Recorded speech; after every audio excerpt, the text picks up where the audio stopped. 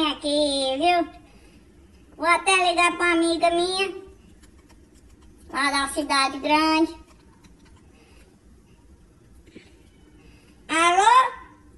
Mara Maravilha? Tudo bem com você? Sou eu, Gerardino. Olha eu aqui. Tá reconhecendo, não? Como é que estão as coisas aí? Tudo bem?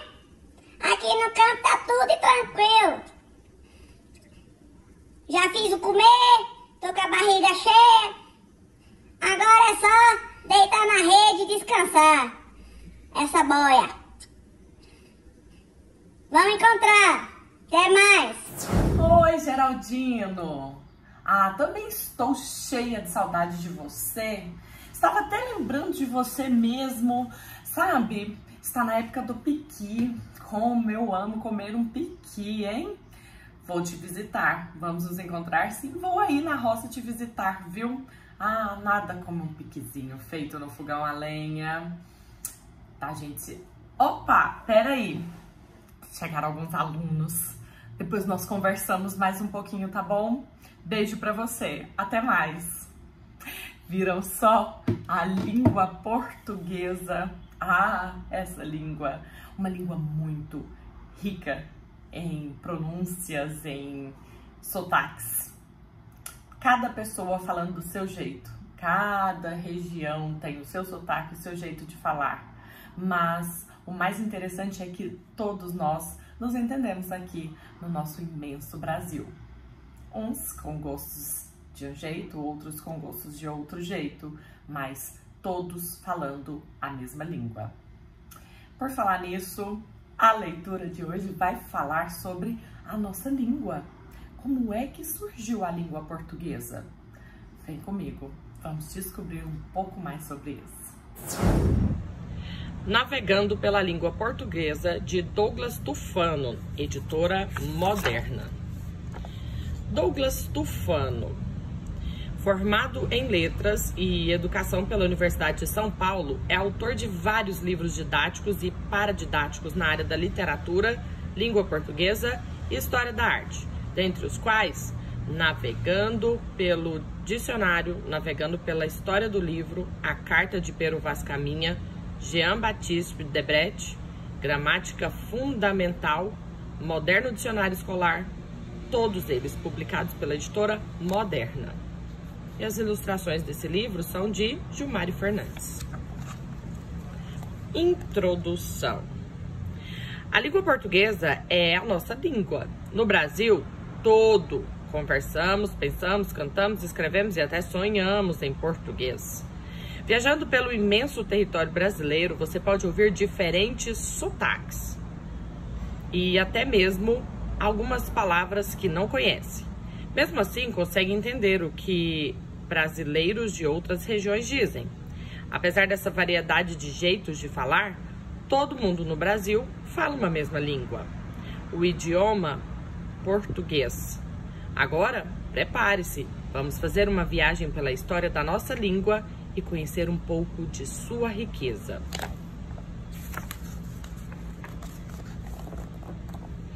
Viajando no tempo. Entre uma máquina do tempo e volte para 1915. Agora você está em um mundo estranho, bem diferente do seu. Nada de computador, televisão, foguete, telefone celular.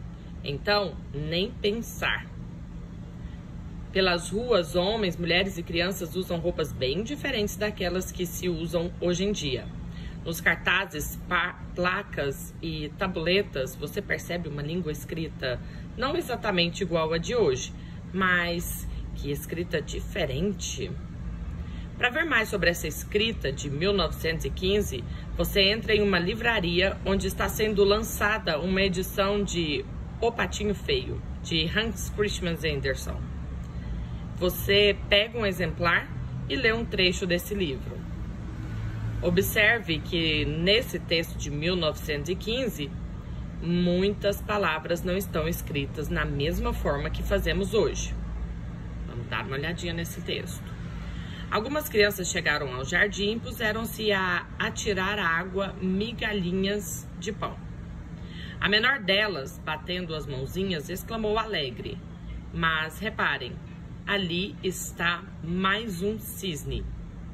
Os irmãos, logo que verificaram, começaram a dançar à margem do lago, dizendo: sim, sim, é verdade, ali está mais um cisne. Depois correram a levar a notícia de seus pais, cuja campainha regressaram ao lado, a fim de atirar às lindas aves pedacinhos de pão de ló. E o novo é o mais lindo. Vejam como é elegante. Os velhos cisnes também assim o julgavam e passavam vagarosamente na sua frente, inclinando-se em sinal de respeito. O novo cisne sentia-se acanhado com tantos elogios.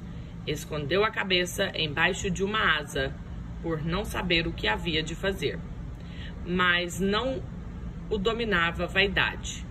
Um bom coração que se deixa nunca levar por este feio sentimento. Ele comparava apenas as duas frases de sua vida, julgando-se pago de todas as passadas dores. Ontem, tão infeliz, desprezado, perseguido e maltratado. Hoje, até os cisnes saudavam-no com amor e admiração. Estava, pois, radiante de felicidade.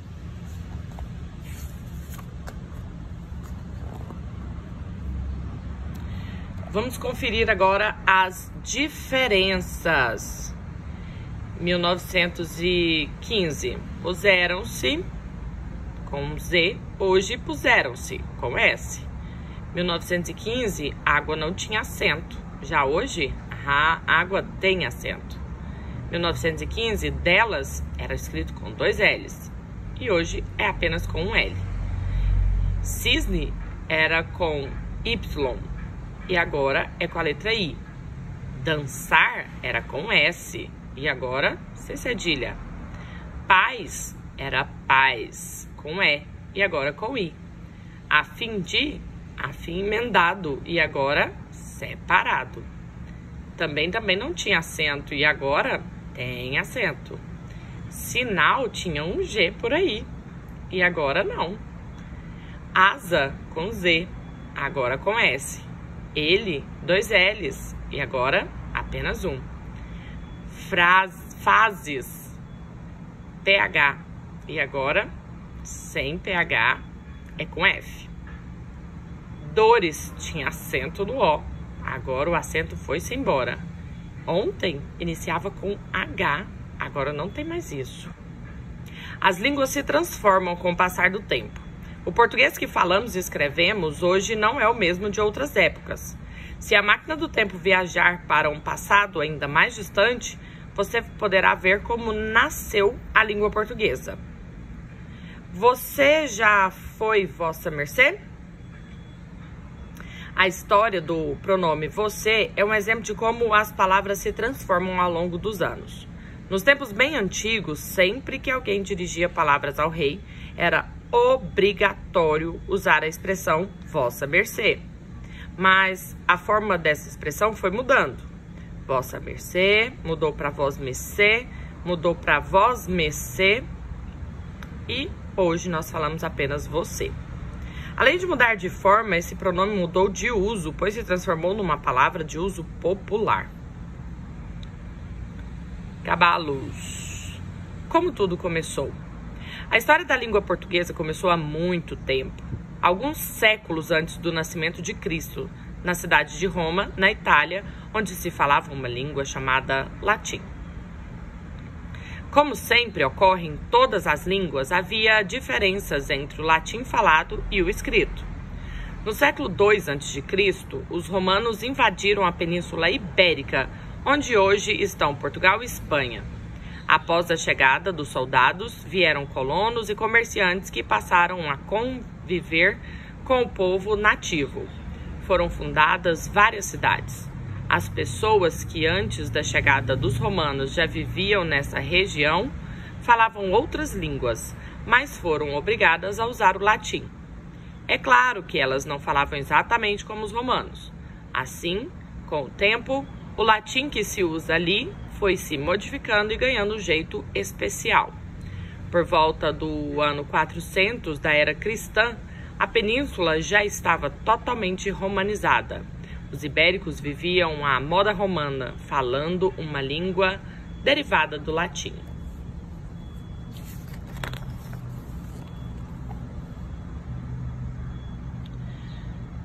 O final da ocupação da Península Ibérica pelos romanos. Nessa época, houve um grande corre-corre na península por causa da invasão dos povos guerreiros, como os alanos, os suecos, os vândalos, os visigodos, que começaram a saquear e conquistar cidades. Muitas palavras desses povos guerreiros passaram a fazer parte do vocabulário geral dos ibéricos. Grupo, agasalho, guerra, roupa, sopa, branco, dardo, ganso, estribo. Vândalos e vandalismo. Os vândalos fizeram tanta destruição que com o tempo o nome deles virou um substantivo que significa pessoas que destroem monumentos ou bens públicos. Agora vamos conhecer a influência árabe aqui no nosso país. A influência do árabe. Ano 711, os árabes invadem a Península Ibérica e lá fundam muitas vilas e cidades, conquistando aos poucos uma imensa região. Como a dominação dos árabes durou mais de 700 anos, muito da cultura árabe se misturou ao modo de vida dos ibéricos. Em particular, muitas palavras árabes acabaram entrando no vocabulário comum e passaram a ser faladas por todos. Eis algumas delas: arroz, azeite, azeitona, açougue, açude, laranja, alface, limão, alfinete, alqueire, alicate, bazar, cabide, aldeia, álcool, almôndega, xerife, cuscuz, almofada, azar e jarro. A palavra fulano é usada para indicar alguém cujo nome não queremos dizer ou não sabemos. Ela veio da palavra árabe fulan, que significa uma certa pessoa. Exemplo: ontem, na loja, fui atendido por um fulano mal educado. Uma boa dica para saber se uma palavra é de origem árabe é verificar se ela começa com al, que em árabe é um artigo, mas que acabou se juntando ao substantivo em português. Temos muitos casos assim em nossa língua. Vejam só. Palavra em árabe e em português: alcachofra, alfaiate, algarismo, algodão, algazarra, almanaque, algema.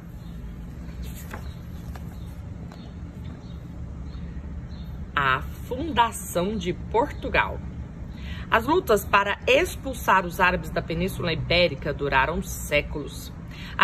As regiões dominadas por eles foram sendo reconquistadas pelos ibéricos, pouco a pouco.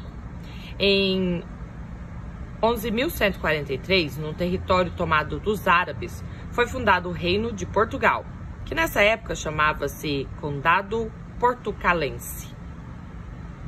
Nesse período surgiram os primeiros textos escritos em uma nova língua, o galego-português, assim chamada porque era falada no Galiza e em Portugal.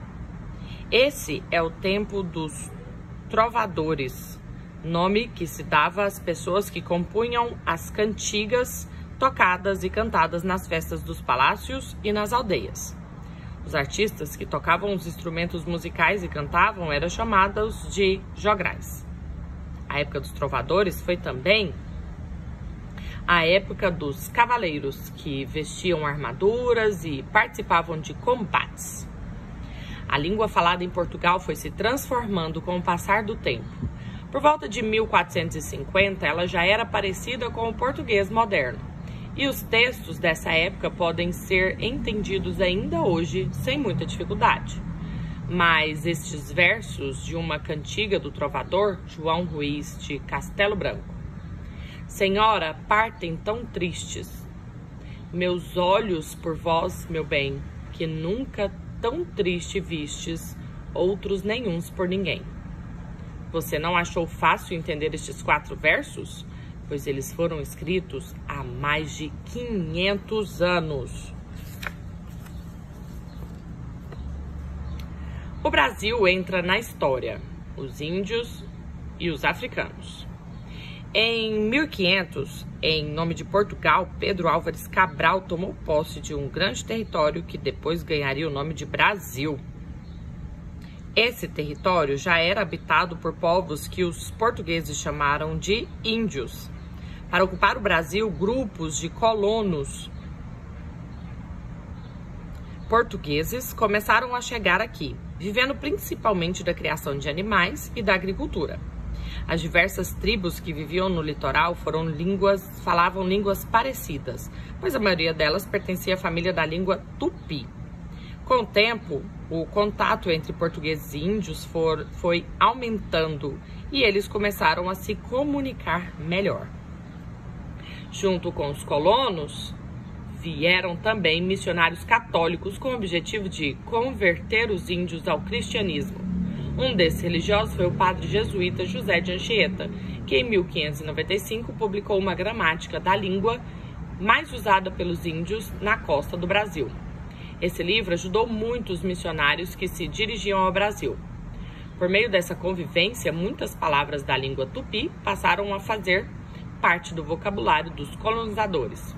Com isso, a língua portuguesa falada no Brasil foi ficando cada vez mais diferente da língua falada em Portugal.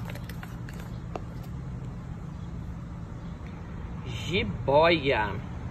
A presença de palavras de origem tupi é muito grande em nossa língua. Vamos ver alguns exemplos. A presença de palavra de origem... vamos ver os exemplos. Animais. Arara, capivara, cutia, gambá, jacaré, jararaca, jiboia, lambari, paca, piranha, sabiá, saracura, saúva, siri, tamanduá, tatu, taturana, urubu. Todas essas palavras da língua indígena. Árvores e frutos. Abacaxi, cajá, caju, jabuticaba, jacarandá, jequitibá, maracujá, peroba, pitanga. E comida. Amendoim, beiju, macaxeira, mandioca, mingau, paçoca, pamonha, pipoca. Nome de pessoas.